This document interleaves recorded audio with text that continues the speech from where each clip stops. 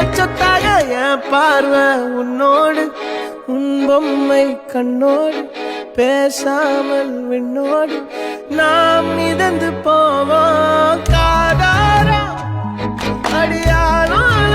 రేపటి రోజు నువ్వు రాజులా బతకాలంటే ఇవాల్టి రోజు నువ్వు కూలీలా కష్టపడక తప్పదు మిత్రమా.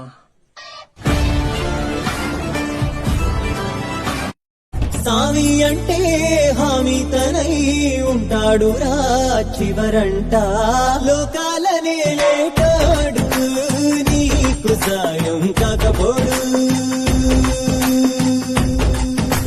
నీలో దిక్కులు ఉన్నాడు నిన్ను దాటి పోనే